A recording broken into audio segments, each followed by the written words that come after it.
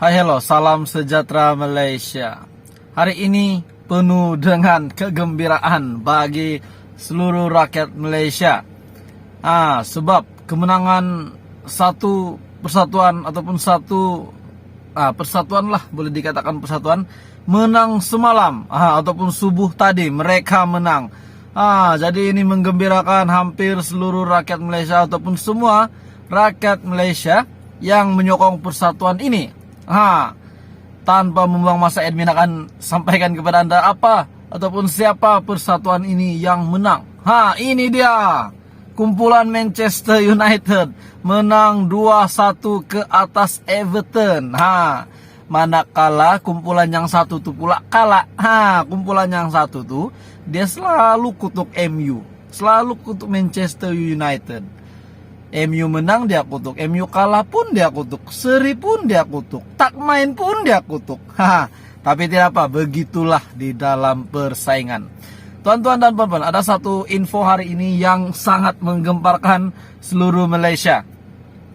Kita tahu UMNO adalah antara parti ataupun parti yang terkuat di Malaysia, antara parti yang terkuat, berpengaruh, pemimpin-pemimpinnya yang hebat. Naib presiden dalam UMNO pun juga adalah Perdana Menteri Ismail Sabri sendiri.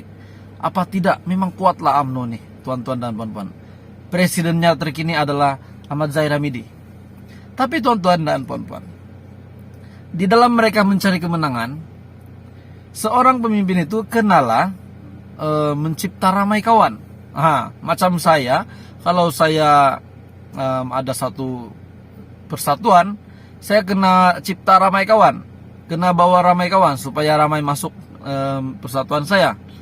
Saya bukan mencipta banyak musuh, tetapi satu pemimpin ini, bukan satu pemimpin ini, lelaki ini sudahlah nak menang, yang nak PRU 15, tapi dia pula pergi cari ramai musuh. Anda setuju tak bila seorang pemimpin itu nak menang tapi cari ramai musuh? Dia buat apa? Nak populer ke? Jadi saya akan bacakan satu artikel yang sangat menggemparkan. UMNO bercita-cita mahu menang, tapi Zahid Hamidi makin menambah musuh. Itu yang kita tak nampak. Mesyuarat MT UMNO secara umumnya hanyalah bertujuan untuk memuktamadkan desakan kepada Perdana Menteri bahwa PRU 15 mesti diadakan pada tahun ini. Mesyuarat itu seterusnya disusuli dengan kejayaan menetapkan agar Ismail Sabri Yaakob menghadap Yang di-Pertuan Agong dalam tempo masa yang tidak terlalu lama bagi mempersembahkan cadangan tarik parlimen dibubarkan. Dalam hal ini adalah dijangka tarik beliau menghadap Agong ialah selepas belanjawan 2023 yang dibentangkan pada 7 Oktober lalu. Sebagaimana ditulis dalam artikel, Ismail Sabri dipercayai akan menghadap Agong pada 10 Oktober dan kemudian pengumuman parlimen dibubarkan dilakukan pada Rabu 12 Oktober, yaitu selepas mesyuarat kabinet diadakan. Pada 10 Oktober Agong Perdana Menteri ataupun Ismail Sabri dipercayai akan menghadap Agong pada 10 Oktober dan kemudian buat pengumuman parlimen dibubarkan ataupun parlimen dibubarkan dilakukan pada Rabu 12 Oktober, yaitu selepas mesyuarat kabinet diadakan. Salah seorang dari Presiden UMNO, Mahathir Khalid, mengesahkan bahwa Ismail Sabri sendiri sudah bersetuju untuk membubarkan parlimen pada tahun ini. Ismail Sabri disahkan oleh Naib Presiden UMNO Mahathir Khalid mengesahkan bahwa Perdana Menteri sendiri sudah bersetuju parlimen dibubarkan pada tahun ini. Kalau dia sudah setuju, rakyat bagaimana? Anda setuju tak?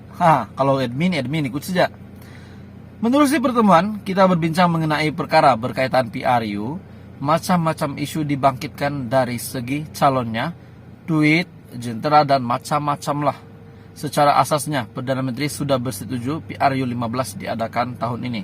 Cukuplah setakat ini saja komen saya, katanya sebagaimana dilaporkan Berita Harian. Berdasarkan keadaan itu, berlangsungnya PRU 15 pada tahun 2022. Ini semacam tidak boleh ditolak lagi, melainkan jika Agong enggan memberi perkenaan. Sebab kita semua kena dengar, kita kena patuh dengan Agong.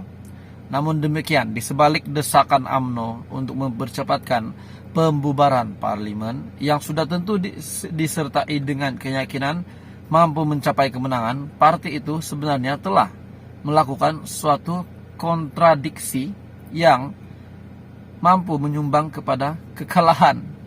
Ini dia. Ini yang kita nak tahu, kita nak korek lagi lebih dalam.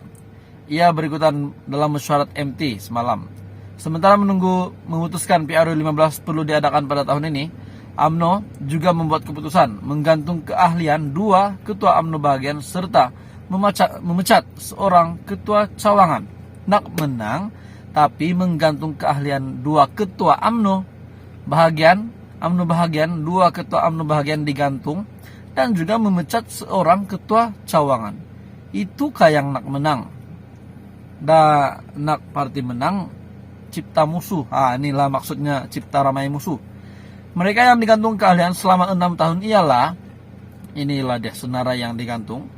Tajuddin Abdul Rahman, ketua UMNO bahagian Pasir Salak, merangkap ahli parlimen Pasir Salak, dan ketua UMNO bahagian Alor Setar Muhammad Yusuf Ismail. Yang dipecat pula ialah Zaharin Muhammad Yasin, seorang ketua cawangan dalam UMNO bahagian Bandar Tun Razak.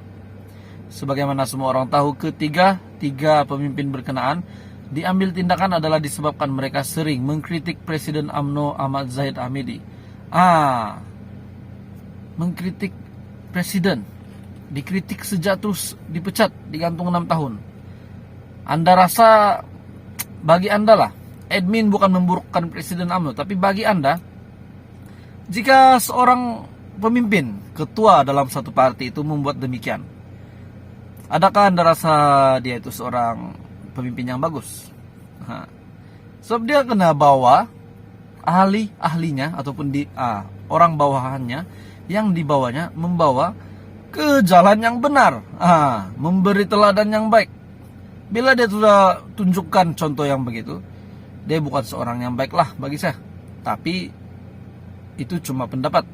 Saya tak nak juga cakap Zahid Hamidi ini tak baik. Sebab saya tidak tahu dia, saya tak kenal pun dia, dia pun tak kenal saya. Tapi tonton dan puan-puan, ada baiknya jika beliau dikritik, beliau mengajar orang-orang bawahannya benda yang bagus. Jangan kritik saya, kita bergerak bersama, kita menangkan parti ini, banyak-banyak lah. Bila dia sudah dikritik dan terus dipecat, yang lain pun terus takut, ahli yang lain pun tentu takut dengan Presiden UMNO. Tapi layakkah dia buat begitu? Anda setuju atau tidak dengan kelakuannya? Dan inikah menunjukkan cita-cita UMNO nak menang? UMNO bercita-cita mahu menang, tapi Zahid Hamidi mencipta ramai musuh. Anda setuju atau tidak? Ataupun Anda mempunyai komen apa-apa, Anda boleh komen di bawah. Teruskan bersama di dalam channel ini untuk episode seterusnya berkenaan dengan politik yang panas-panas di Malaysia. Terima kasih Malaysia kerana menonton.